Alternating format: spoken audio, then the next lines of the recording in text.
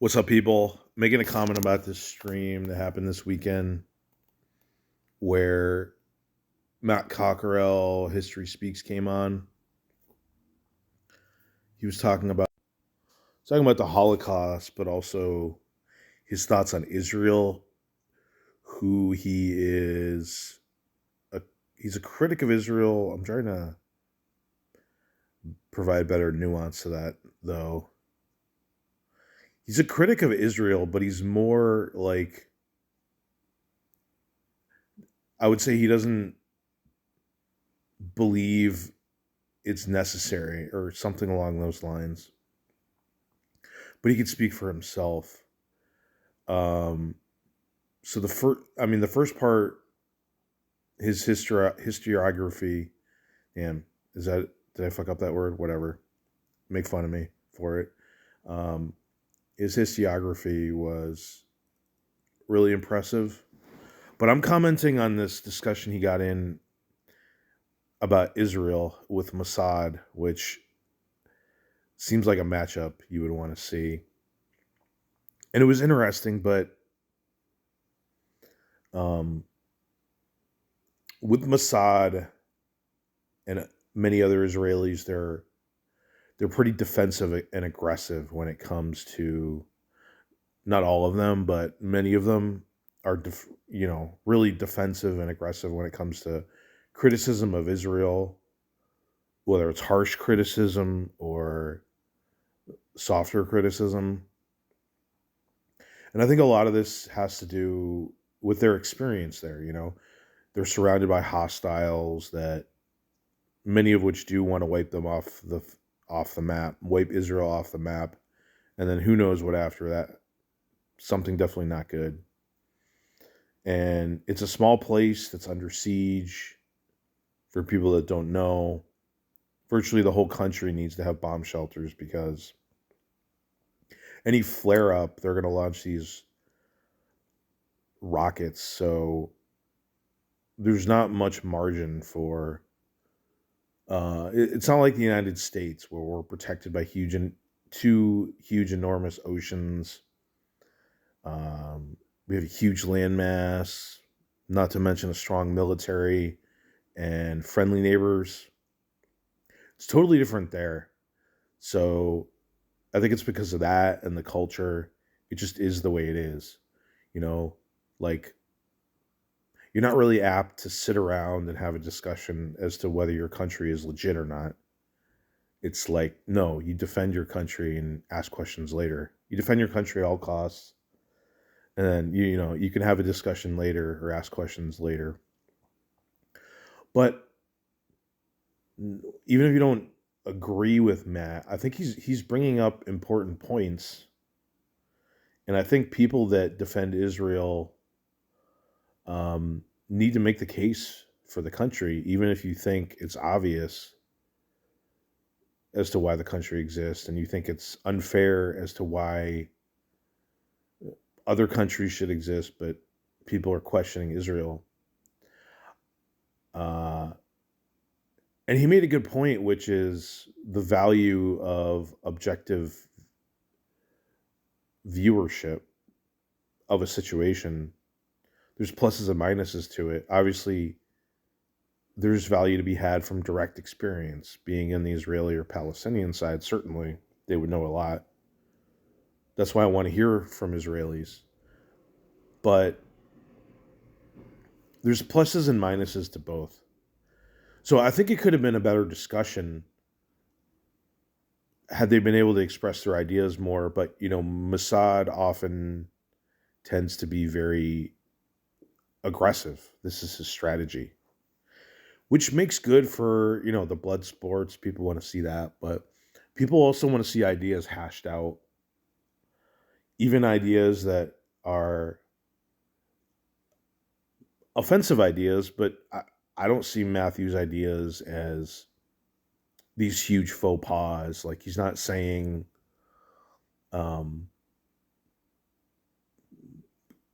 wipe Israel off the map or something, or some of the harsher things that Israel critics say. He has pretty mainstream positions held by many people, which is I don't know, the return of the refugees or an integration, like a one state solution, which I don't think this is a good idea the way he sees it. I think it would turn into a disaster, but I think Israel defenders should explain, answer his observations or questions honestly. Um, Now, this answer of mine, it seems to upset the Israelis as well as maybe Israel critics as well for some reason, but because their rationale is this is our homeland, Jewish land. That's the only rationale that's necessary. Um, but I just don't think this is good enough in a modern world where everybody is saying, this is my land, God gave it to me, and certainly, the biblical record. I think that's an important consideration in the history. But I think Mossad criticized me when I gave this rationale, and I think Matthew. This is something that he doesn't necessarily take into consideration, at least fully. I see the formation of the state of Israel as an option or a solution that the Jews turned to because they essentially had no other choice. They were being forced out of societies in Europe at various points in time. Herzl came up with the idea of the Zionist state around the year 1900. Things were not good then, but he was looking forward at potential disasters in the future. So he said, in the spirit of European nationalism, we need to have our own state to be strong, or we're going to get annihilated. And his vision came true. Of course, he didn't know exactly how it was going to happen, but what his fears came true. There's no doubt about that. And although the situation was better in the Islamic world, there were many pogroms and nothing was certain.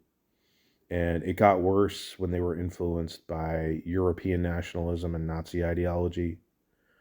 So Zionism came, um, I think it was necessary. You could make the case like, oh, they could have just lived as a minority anywhere in Baghdad or London or Morocco or wherever they were.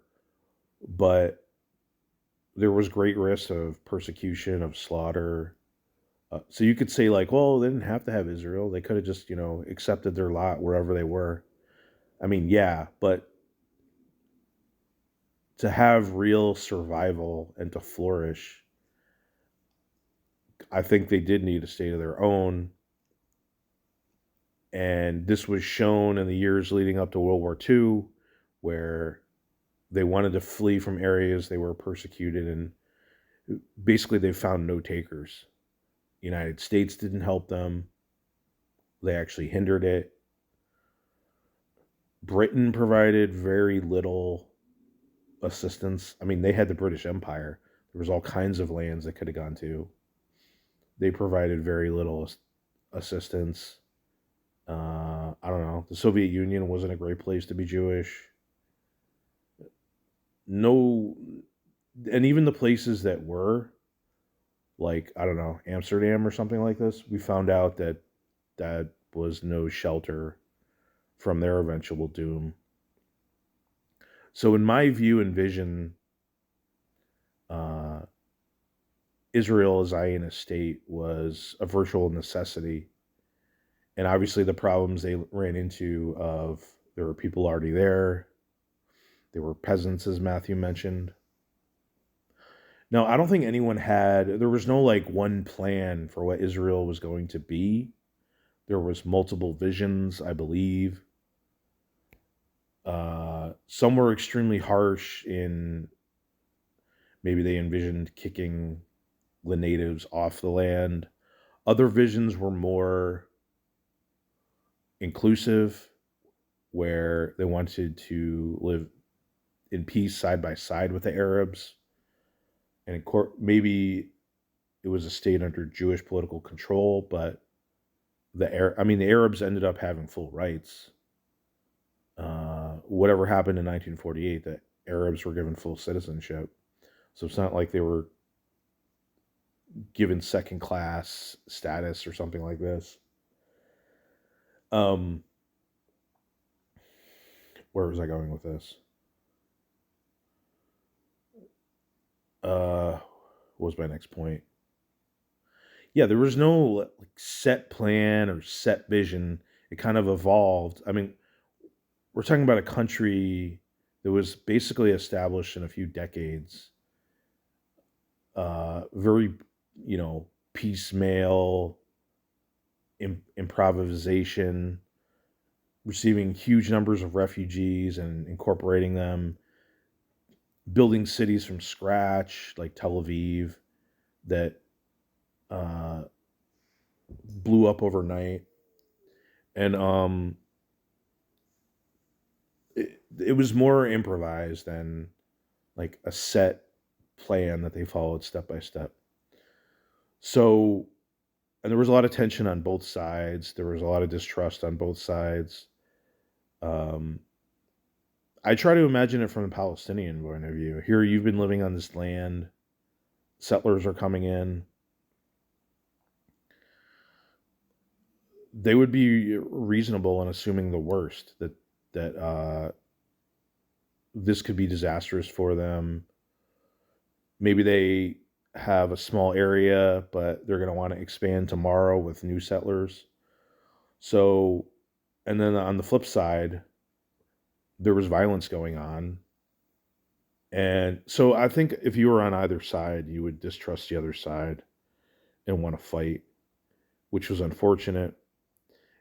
And so proposals for a Jewish state of any size, really, even really, really small, like Tel Aviv or something, was rejected by the Arabs, I believe, because they would envision once they got a foothold, they would want to expand. Who's to say they wouldn't want to expand, take over all of Palestine? So this became the main area of contention. Is Jews wanted sovereignty and self rule, and the Palestinians didn't want to give that sovereignty because they didn't want to split the area of Palestine. I think if you're on either side, uh, it, it's reasonable. Like their their desires and demands were reasonable on both sides, and it was reasonable for both sides to distrust each other. And it was just completely impossible, ultimately, to find a solution that worked for both sides. And this is why conflict ensued. I try to give this a very realistic, um, truthful, objective analysis based on my limited understanding of history. And I'm sure the Israelis, like Mossad, would say this is really. They started calling me soy takes because I, I was trying to give this type of nuanced analysis. And they're more likely to say, like, this is our land. God gave it to us. It's not the West Bank, it's Judea and Samaria. We have a history here. We were here first, etc., etc. That's our justification. But for me, like, I'm sorry, we live in an international world. You can't just justify it to the Jewish people. There has to be a rationale or a justification for like everybody else or at the UN. And so, because there was no recognition of a state of Israel of any size, in order to have this self rule, conflict became the only option. And as they wouldn't accept a Jewish state of any size, um, they had to essentially expand as much as possible because a smaller state is much less tenable and much harder to defend than a state that has, you know,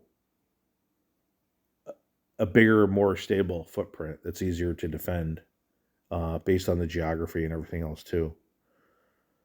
So Spoiler alert: the Israelis won, and the de facto status is they control Israel with a large Palestinian minority. I think it might be like 50% actually, almost, when you compare the two populations.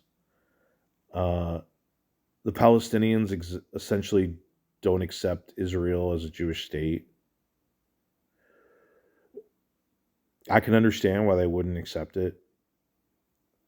Uh, I was thinking of this moment when I was a kid and we were doing some trade. It was like I'm remembering like a hat and a pair of handcuffs. Was like we had some dispute over whose was whose, and I wanted both. So like I just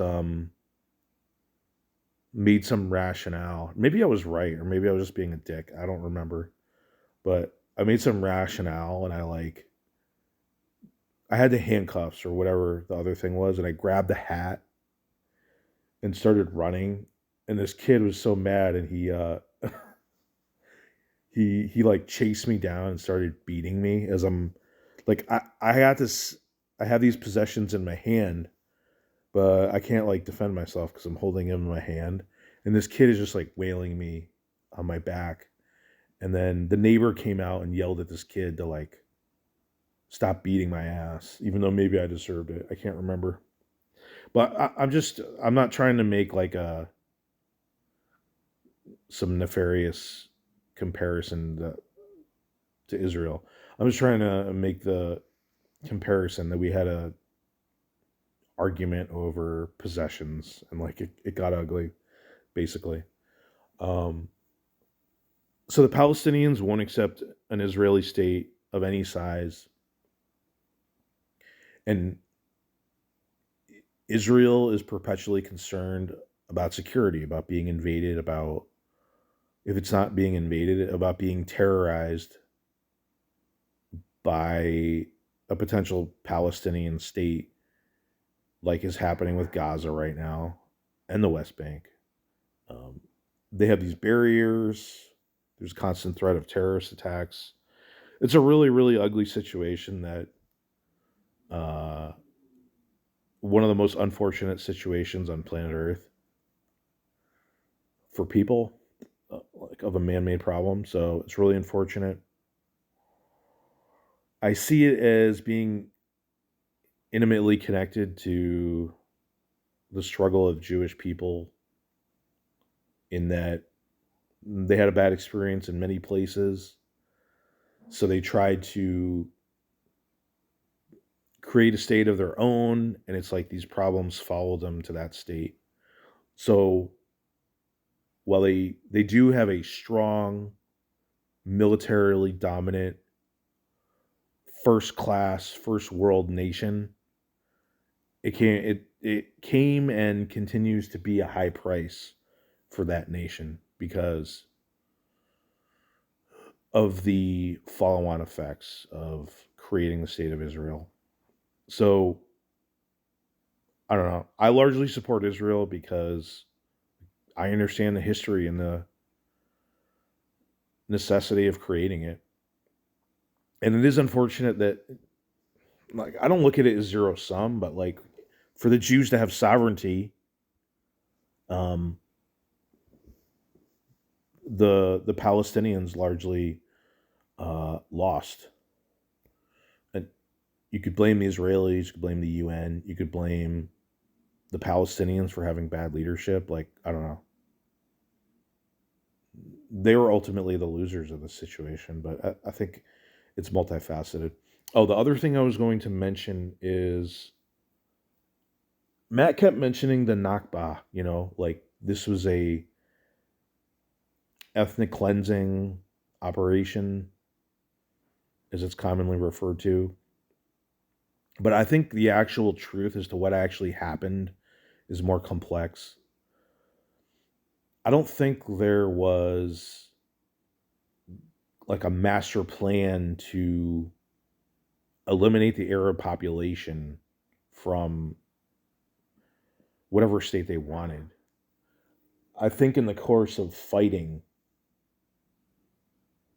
uh, obviously the many of the areas held by Palestinians or Palestinian villages were uh, hosted enemy operations. They were hiding weapons or hiding fighters, whatever this may be, and so were bases of operations. So they either conquered those towns or they expelled the people from those towns, or maybe they were in strategically vital areas that could strike convoys or otherwise pose a threat. So they expelled people from those towns.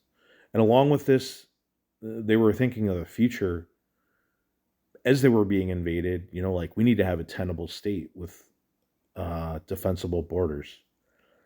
So a lot of it was chaos of the war. People were fearful of being massacred because there were massacres committed on both sides, but there was massacres committed by the Israelis. I don't know how. I don't think they weren't large scale like some other wars, but there were atrocities committed. And I think to Israel critics, they should be transparent and analyze this. Like, there's no war that doesn't get ugly, that has some atrocities committed by both parties, pretty much. And they should just explain this as truthfully as possible, not hide anything, but also illustrate, like, look, these people are fighting for their lives. They needed a tenable country. It's easy to look in hindsight and say, they should have just not violated anybody's civil rights or this type of thing, but they were fighting for their lives against 7 countries. They needed to establish a tenable country, and these are the steps they took. And maybe this, that, and the other thing is regrettable and bad, but the alternative was you lose the war and potentially get fucking massacred by a bunch of people that really hated a Jewish state and Jews. And you know what? That doesn't make Israel illegitimate or some rogue evil state. It just makes it a state. Like in the United States, we essentially genocided the Native Americans.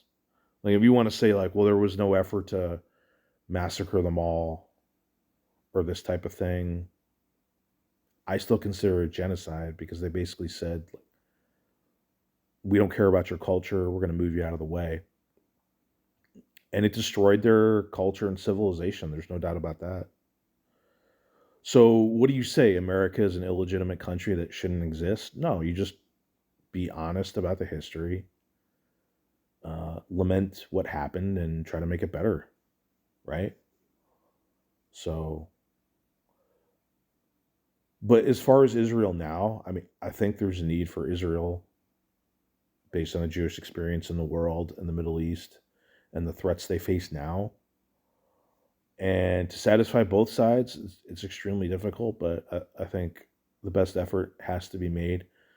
The status quo is now Israel controls the entire territory, the geographic territory of the Mandate of Palestine.